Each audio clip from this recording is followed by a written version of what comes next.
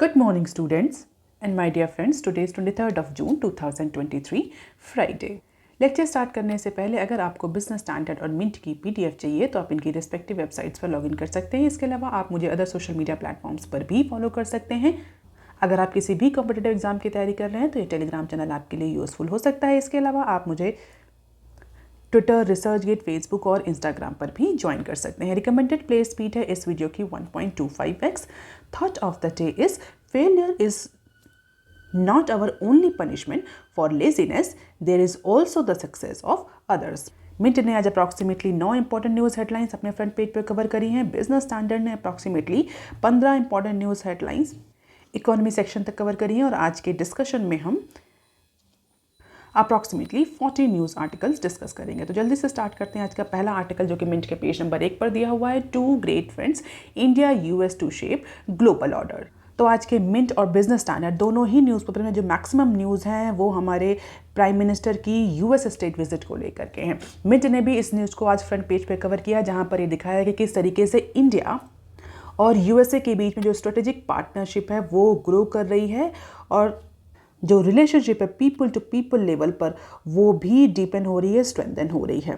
तो जो हमारे प्राइम मिनिस्टर है उनकी यूएस विजिट की जो सेरेमोनियल स्टेट वेलकम थी, जहाँ पर अप्रॉक्सीमेटली 700 इंडियन और इंडियन अमेरिकन प्रेजेंट थे फॉर दिस वेलकम इवेंट। वहाँ पर हमारे जो प्राइम मिनिस्टर हैं उन्होंने इंडिया और यूएस को 2 ग्रेट फ्रेंड्स और 2 ग्रेट पावर्स के फॉर्म में पोर्ट्रेट किया और उनके अकॉर्डिंग आगे आने वाले टाइम में 21st सेंचुरी में ये इंडिया और यूएस जो हैं ये ग्लोबल ऑर्डर को शेप करने जा रहे हैं। They will be the 2 great powers and 2 great friends. It means unanimously collectively these two countries are going to shape the new world order। और इंडिया यूएस फ्रेंडशिप को इंस्ट्रूमेंटल भी बताया for shaping the new global order as a force for good peace and stability. और अगर हम important deals की बात करें तो there are lot of deal that India and US are going to sign on this visit। Semiconductor push, defense collaboration, space exploration and immigration related कई सारी deals हैं जिसको दोनों ही कंट्रीज साइन करेंगे। अगर कुछ इंपॉर्टेंट डील्स को देखें तो सेमीकंडक्टर पुश में अप्रॉक्सीमेटली $825 मिलियन का इन्वेस्टमेंट करेगी माइक्रॉन इंडिया में in order to establish the new chip assembly and testing facility in Gujarat. तो अप्रॉक्सीमेटली $2.75 बिलियन का टोटल इन्वेस्टमेंट माइक्रॉन करेगी। इसके अलावा $400 मिलियन का इन्वेस्टमेंट अप्लाइड मटेरियल करेगा। Lam research will start training program for up to 60K engineers in India. Defence collaboration को देखें तो GE एरोस्पेस और HL का कोलैबोरेशन होगा for jointly manufacturing F414 engines for Tejas light compact aircraft. इसी तरह से MQ-9B सी गार्डियन ड्रोन्स की भी डील हुई है जिसको हमने डिस्कस किया है। जनरल एटॉमिक्स जो है इंडिया में मिल करके इसको मैन्युफैक्चर करेगा। इसके अलावा एक नया डिफेंस पैक्ट भी साइन होने वाला है अमेरिकन नेवी शिप से, जहां पर अमेरिकन नेवी शिप्स इंडिया में मेजर रिपेयर प्रोग्राम जो कि इंडियन शिपयार्ड में है उसको स्टैब्लिश करेगा। इसके अलावा अगर स्पेस एक्सप्लोरेशन की बात करें तो सिविल एविएशन स्पेस एक्सप्लोरेशन के लिए भी कई सारे अकॉर्ड हुए हैं, जहां पर जो इंडियंस हैं वो एविएशन की स्पेस की कंपनी से मिल करके इंडिया में कई सारे जॉइंट मिशंस जो हैं उनको ऑर्गेनाइज करेगी। इमिग्रेशन से रिलेटेड अगर हम बात करें तो बहुत इंपॉर्टेंट डील हुई है, जहां पर यूएसए ने बोला है कि जो H1B वीज़ा को लेकर के जो अभी तक रिस्ट्रिक्शंस लगे हुए थे अब वो रिस्ट्रिक्शंस जो हैं वो यूएस ख़त्म कर देगा। प्रोबेबली इंडियंस जो हैं वो बहुत जल्दी अपना H1B वीज़ा जो है उसको रिन्यू कर पाएंगे और इंडिया में वो अपनी जॉब को कंटिन्यू कर सकते हैं। तो there are lot of deal that are going to be get sign into this state visit। अब देख लेते हैं short news articles from Mint. Blow to Byju's as auditor, Deloitte 3 directors resign. तो एजुकेशन टेक्नोलॉजी यूनिकॉर्न बायजूस के लिए एक बहुत बड़ा धक्का लगा है।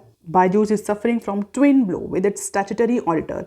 स्टैट्यूटरी ऑडिटर डिलॉयट और उसके 3 डायरेक्टर्स ने रिजाइन कर दिया है। This added to the trouble for the company battling with the lender and lawsuit and other funding related issues in US as well as in India.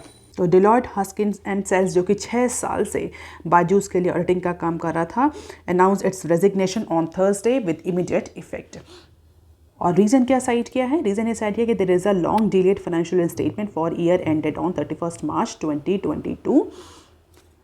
और इसके अलावा 3 और डायरेक्टर्स ने जो मीटिंग से शेयर होल्डर्स की उसमें अपना रेजिग्नेशन जो है वो प्रोवाइड किया।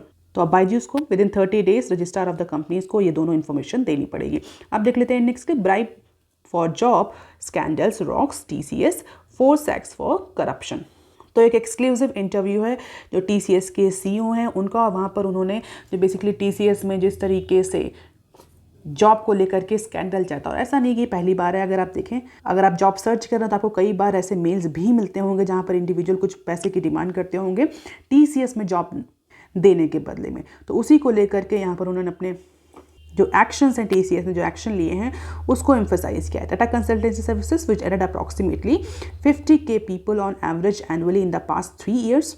और जहाँ पर उसने कहा कि कुछ उसके जो सीनियर एग्जीक्यूटिव हैं वो ब्राइब को एक्सेप्ट करें, ब्राइब मांग रहे हैं for providing the staffing job और प्रोवाइडिंग द जॉब और providing the selection in the TCS company. और इसी कंटेक्स्ट में अप्रॉक्सीमेटली 4 जो सीनियर एग्जीक्यूटिव्स हैं उनको सैक भी किया है कंपनी ने।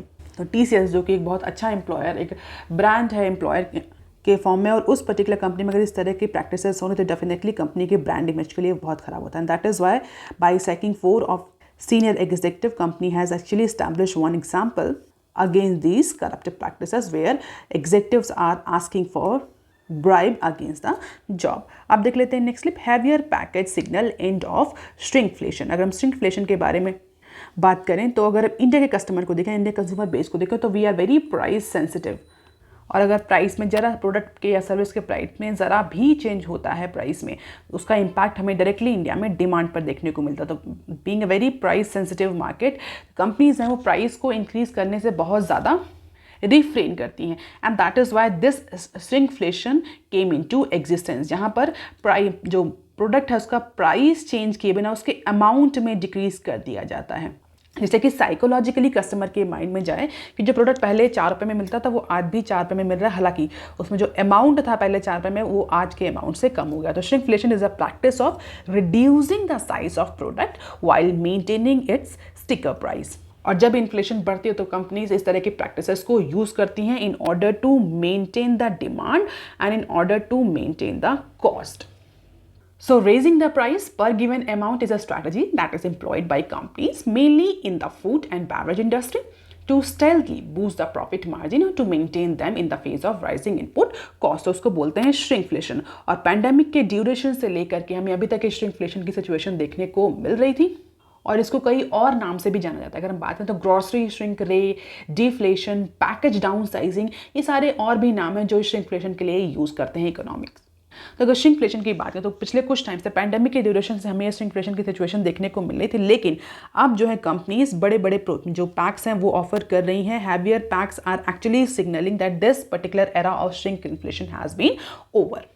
क्यों? अब क्वेश्चन उठता है सडनली ऐसा क्यों? क्योंकि इनपुट जो कॉस्ट है, जो इन्फ्लेशन है, वो अब धीरे धीरे मिनिमाइज हो रही है या डिक्लाइन हो रही है। इनपुट कॉस्ट जो थी, जो रॉ मटेरियल की कॉस्ट थी, वो डिक्लाइन होना शुरू हो गई। तो कंपनीज जो है वो अब कम अमाउंट में, कम पैसे में ज़्यादा अमाउंट ऑफर कर रही हैं, ज़्यादा हैवियर प्राइस ऑफर कर रही हैं, चाहे वो सोप्स का हो, चाहे वो स्नैक्स के हो, चाहे वो कुकीज़ के हो। तो that gradually turning heavier as the companies benefiting from the cheaper input cost, और वो अल्टीमेट बेनिफिट जो है वो कस्टमर को भी ट्रांसफर किया जा रहा है, और जो कहीं ना कहीं इंडिकेट कर रहा है कि जो श्रिंकफ्लेशन का एरा था वो अब ओवर हो गया, इकोनॉमी में रिकवरी स्टार्ट हो गई। अब देख लेते हैं बिजनेस स्टैंडर्ड के आर्टिकल। बिजनेस स्टैंडर्ड का पहला आर्टिकल जो कि पेज नंबर 1 पर दिया हुआ है, ये आर्टिकल भी जो हमारे प्राइम मिनिस्टर है उनकी यूएस स्टेट विजिट को लेकर के है, और इस ही आर्टिकल में हम पेज नंबर 4 पर दिए हुए और भी आर्टिकल जो हैं जो कि स्टेट विजिट, पीएम की state visit, US state visit से रिलेटेड हैं, उनको डिस्कस करेंगे। तो अप्रॉक्सीमेटली 4 आर्टिकल हम यहाँ डिस्कस करने जाते हैं। देख लेते हैं पहला आर्टिकल क्या है, sky not the limit for India US ties Modi. जैसा कि हमने मिंट के एनालिसिस में डिस्कस किया था कि वेलकम इवेंट में अप्रॉक्सीमेटली 7,000 लोगों ने जो है वो अपनी प्रेजेंट लगाई, और उस ड्यूरेशन में जो हमारे प्राइम मिनिस्टर है उन्होंने किस तरीके से इंडिया और यूएस की जो ग्रोइंग टाइज है उसको एम्फसाइज किया, और कैसे बताया कि दोनों ही कंट्रीज जो है वो आगे आने वाले टाइम में 21st सेंचुरी का जो नया ग्लोबल ऑर्डर है उसको शेप करेंगे। और इसी कंटेक्स्ट में हमने H1B वीज़ा के बारे में भी डिस्कस किया, जहाँ पर यूएस ने बोला है कि जो रिन्यूएबल होना है वो फिर से स्टार्ट होगा। हालांकि अभी तक इस पर्टिकुलर इशू पर बहुत ज़्यादा क्लैरिटी नहीं थी, रेस्ट्रिक्शंस थे। तो बैंगलोर और अहमदाबाद में कंसुलेट जो हैं वो ओपन होंगे, और इंडिया भी अपना एक मिशन जो है वो यूएसए में इस्टेब्लिश करेगा। और डेमोक्रेटिक वैल्यूज़ को लेकर के, कई सारे डील्स को लेकर के प्रेस कॉन्फ्रेंस में जो भी आंसर्स आए, जो भी रिस्पॉन्स आए, वो पॉजिटिव रिस्पॉन्स थे। तो ये तो बात रही फिलहाल के लिए इंडिया और यूएस की जो ग्रोइंग टाइज है उसको लेकर के जो पब्लिसिटी करी जा रही है उसकी। अगर हम इंपॉर्टेंट डील्स की बात करें तो वो भी हम कवर कर चुके हैं। PM visit prompts a flurry of deals, जहाँ पर हमने डिस्कस किया था कि स्पेस को लेकर के, डिफेंस को लेकर के, सेमीकंडक्टर चिप मैन्युफैक्चरिंग को लेकर के, इमिग्रेशन को लेकर के कई सारे इन्वेस्टमेंट और कई सारी डील्स हुई हैं कंपनीज़ के बीच में भी और कंट्रीज़ के बीच में भी। तो ये सारी डील्स भी हम अप्रॉक्सीमेटली देख चुके हैं। नेक्स्ट क्लिप देख लेते हैं। Soon you can renew H1B in US। तो फिलहाल के लिए यूएस ने इंडिया और इंडियंस के लिए H1B वीज़ा को रिन्यू करना आसान कर दिया, जिस पर अभी तक के लिए रिस्ट्रिक्शंस लगा था। अब इससे क्या होगा, इससे डेफिनेटली कई सारे जो स्किल इंडियंस हैं अब उनके लिए यूएस में एम्प्लॉयमेंट सर्च करना और एम्प्लॉयमेंट पाकर सेटल होना थोड़ा सा आसान हो जाएगा। और अब उन्हें अपने इस पर्टिकुलर वीज़ा को ट्रैवल करने के लिए एक कंट्री से दूसरे कंट्री नहीं जाना पड़ेगा। इट मीन्स जो यूएस में है वो यूएस में ही इस पर्टिकुलर वीज़ा को रिन्यू करा सकते हैं, जो इंडिया में है वो इंडिया में ही अमेरिका और अहमदाबाद और हैदराबाद में वो उस पर्टिकुलर वीज़ा को रिन्यू करा सकते हैं। तो बेंगलोर और अहमदाबाद में इसके लिए कॉन्सुलेट भी ओपन कर रहा है यूएस, और इंडिया भी एक मिशन ओपन करेगा just for renewable of these visa and other visa related facilities. अभी न्यूज़ में कई बार इस वीज़ा की बात हो रही है और इवन जो हमारे प्राइम मिनिस्टर उनकी स्टेट विजिट में इस वीज़ा को डिस्कस किया गया। तो डेफिनेटली ये बहुत इंपॉर्टेंट वीज़ा होगा। क्या होता है H1B1 वीज़ा, अगर बहुत जल्दी से मैं डिस्कस करूँ तो it's basically multiple entry non immigrant visa which allow foreign workers employed by US companies to work in USA। तो it is multiple entry non immigrant visa. H1 visa is multiple entry non immigrant visa. And the workers who has this H1B visa should be engaged in specialized occupations such as science, medicines, engineering, mathematics, IT. And who can apply for this visa? Applicant must have at least a US bachelor degree or the equivalent for having this H1B visa. Generally ये 3 साल के लिए visa जो है वो grant किया जाता है और इसके बाद इसको और नेक्स्ट 3 ईयर के लिए रिन्यू किया जा सकता है, एक्सटेंड किया जा सकता है for special circumstances. And generally this visa is required the employ to apply on person's behalf. और जिसके पास ये वीज़ा होता है, फॉरेन इंडिविजुअल जिसके पास ये H1B वीज़ा होता है, these holders of H1B visa can sell और buy property and invest in the stock market in United State. इसके अलावा और कौन सा वीज़ा टाइप है, एक और होता है L1 वीज़ा। L1 वीज़ा भी आपने सुना होगा, it is basically intra country transferee visa. So L1A, L1B आपने कई बार न्यूज़ में सुना होगा, हालांकि हम इसके बारे में भी डिस्कस नहीं करेंगे। तो this H1B visa is very important for those skill individual who want to work in US। तो 6 साल के लिए एक्सटेंडेड होता है और कई बार ऐसा होता है कि जब रिन्यूएबल होना होता है तो अगर इंडिया में है तो उसे US जाना पड़ेगा, USA में है तो उसे इंडिया आना पड़ेगा। तो that is why in order to facilitate this renewable process Bangalore और अहमदाबाद में US जो है वो कॉन्सुलेट ओपन करने जा रहा है। So this is very important step that has been taken by US to facilitate the skill or labor movement across the countries। और हर साल अप्रॉक्सीमेटली 65 के H1B वीज़ा जो है वो US गवर्नमेंट जो है स्किल वर्कफोर्स को, स्किल लेबर्स को इशू करती है। और कौन सी कंपनी, अगर हम देखें तो TCS, Infosys, Amazon, alphabet, Meta, इस तरह की जो कंपनीज हैं ये सबसे ज़्यादा इस वीज़ा को यूज़ करती हैं। हालांकि बहुत ज़्यादा डिटेल अभी इस पर्टिकुलर इशू को लेकर के नहीं पब्लिश करी गई है, लेकिन it's a very important step towards the movement of skill level all across the country और बिटवीन द कंट्रीज। अब देख लेते हैं नेक्स्ट क्लिप जो कि पेज नंबर 4 पर ही दी हुई है। ISRO NASA to launch joint ISS mission, जो कि अभी हमने मिनट में डिस्कस किया था कि स्पेस के सेक्टर में भी जो एजेंसीज़ हैं उन्होंने कोलैबोरेशन किया है और US और इंडिया की जो दोनों ही साइड की जो एजेंसीज़ हैं, स्पेस एजेंसीज़ हैं, वो आगे आने वाले टाइम में कई सारे जॉइंट मिशन भी कर सकते हैं। So India has decided to join the Artemis accord जो है वो इसरो ज्वाइन करने जा रहा है। जिससे क्या होगा, जो लाइक माइंडेड कंट्रीज़ हैं सिविल स्पेस एक्सप्लोरेशन में, और NASA that is National Aeronautics and Space Administration and Indian Space Research Organisation have agreed to join the mission to International Space Station that is ISS in 2024। तो space exploration और collaboration के field में जो India है वो अब Artemis accord को join करेगा। तो प्रोबेबली इंडिया को कई सारे ज्वाइंट मिशन, स्पेशली अगर हम बात करें तो इंटरनेशनल स्पेस मिशन में भी ज्वाइंटली काम करने का मौका मिलेगा और आगे आने वाले टाइम में हमें इसरो से कई सारे कोलैबोरेशन देखने को मिलेंगे। इंडिया अगर हम स्पेस एक्सप्लोरेशन की बात करें तो कई सारे कंट्रीज़ जो हैं वो भी, उनके पास बहुत अच्छी टेक्नोलॉजी है इंडिया के कंपैरिजन में, बट इंडिया का जो एक USP है इस पर्टिकुलर स्पेस एक्सप्लोरेशन के केस में, that is low cost.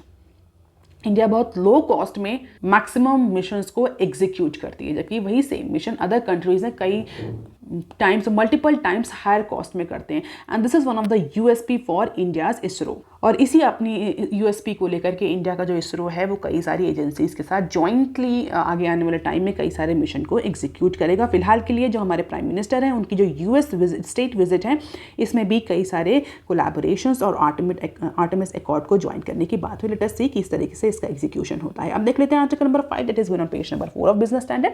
Das says job half done as MPC focuses on 4% inflation target. अगर आप रेगुलरली फॉलो कर रहे हैं चैनल तो आपको पता हो किस तरीके से MPC ने टाइम टू टाइम जो है वो मॉनेटरी पॉलिसी इंस्ट्रूमेंट्स को रिवाइज किया, किस तरीके से जो रेपो रेट है उसको लास्ट 2 मीटिंग में अनचेंज रखा है। और इस बार की जो MPC की मीटिंग हुई थी उसमें RBI ने दोबारा से रीट्रेट किया है कि जो रेंज थी इन्फ्लेशन की 2 to 6 उस रेंज पर आप फोकस ना करके रिजर्व बैंक ऑफ इंडिया और MPC 4% का जो टारगेट है, जो ऑप्टिमम टारगेट है, उस पर फोकस करेगी। तो इसी को लेकर के ये न्यूज़ है जहाँ पर MPC के जो इंटरनल मेंबर्स जो थे या बोल सकते हैं RBI के जो इंटरनल मेंबर्स थे MPC में, उन्होंने अपना जो रिजोल्यूशन है, जो फोकस जो है वो ये बताया कि आगे आने वाले टाइम में जो 4% इन्फ्लेशन का मार्क है उसी पर रहेगा।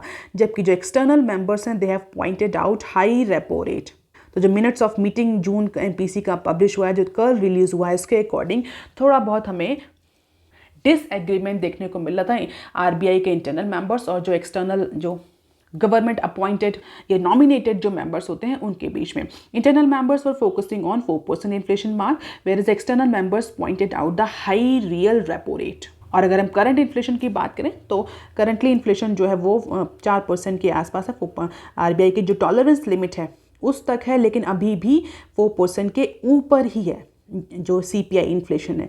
और जो प्रोजेक्शन है वो अप्रॉक्सीमेटली 5.1% का projection reserve bank of India ने किया है 2024 के लिए, जो कि 2023 में प्रोजेक्शन 6.7 था।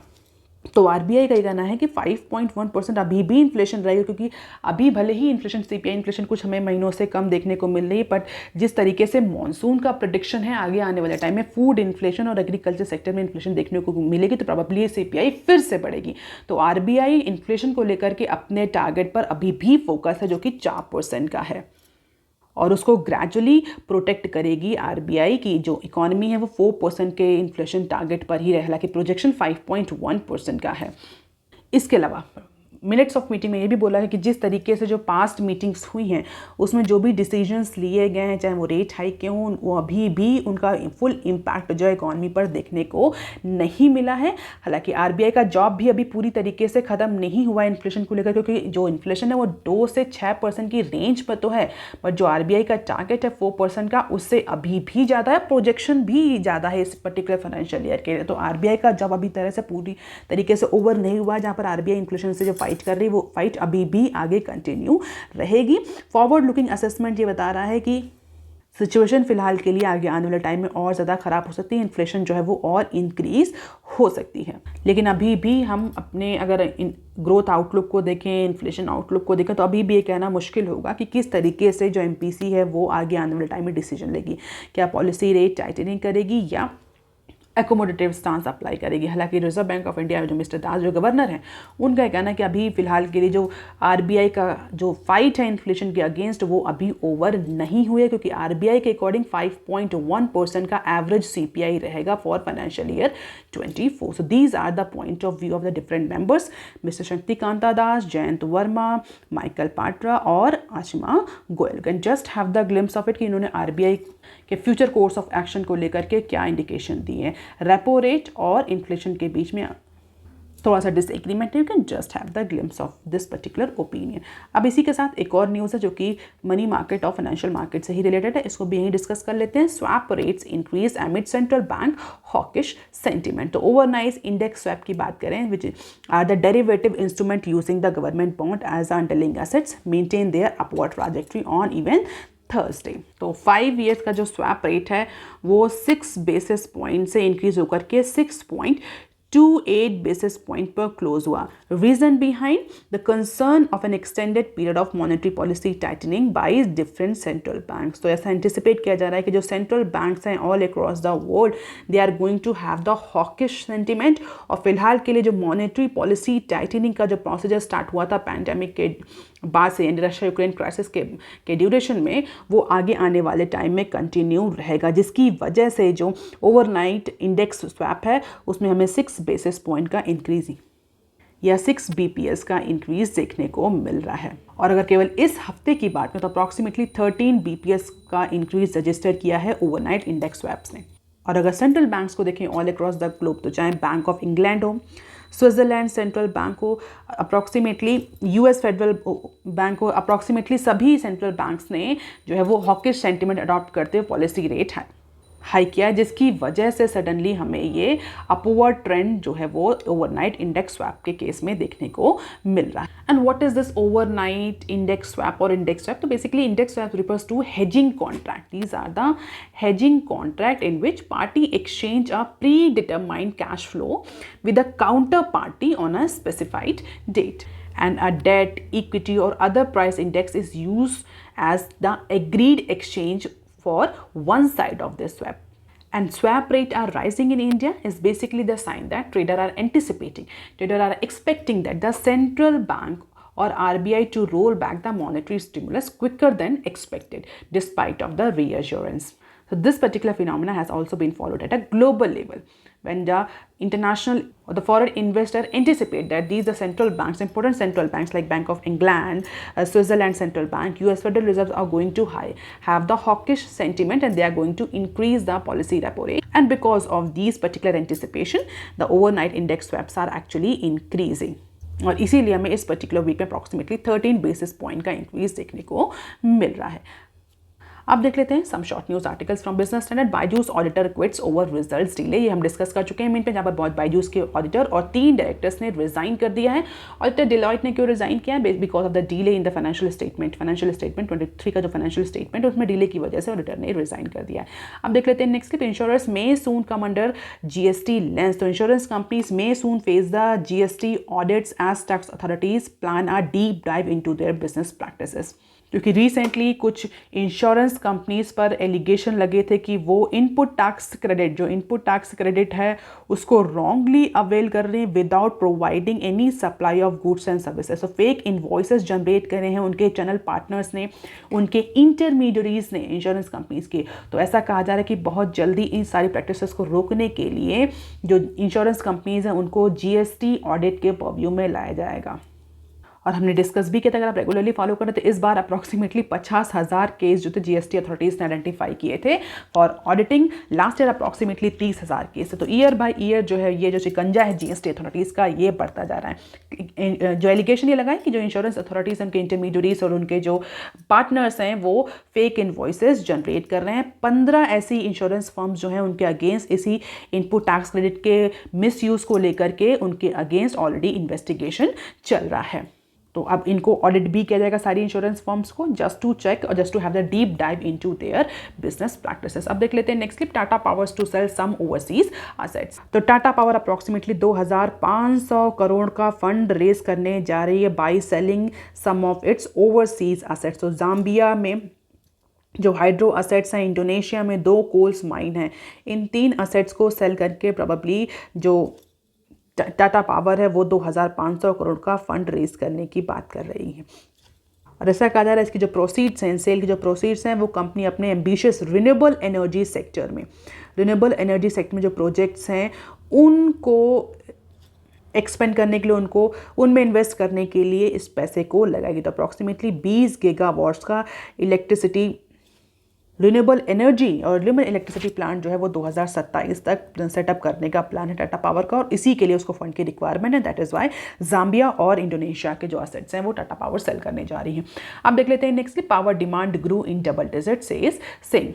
तो इंडिया में पावर सेक्टर को लेकर के, एनर्जी सेक्टर को लेकर के जो हमारे पावर मिनिस्टर है उनका बेसिकली ये ओपिनियन है, जहाँ पर उन्होंने बताया कि इस पर्टिकुलर फाइनेंशियल ईयर में, इस फाइनेंशियल ईयर के फर्स्ट क्वार्टर यानी अप्रैल से लेकर के जून तक अगर हम पावर डिमांड को देखें, जो कि इंडिया में पीक समर सीजन होता है, अगर हम पावर डिमांड को देखें तो 10% या डबल डिजिट से पावर डिमांड जो है वो ग्रो करी है in the first quarter of this financial year as per our union minister. और लास्ट ईयर यही ग्रोथ रेट अप्रॉक्सीमेटली 8% था।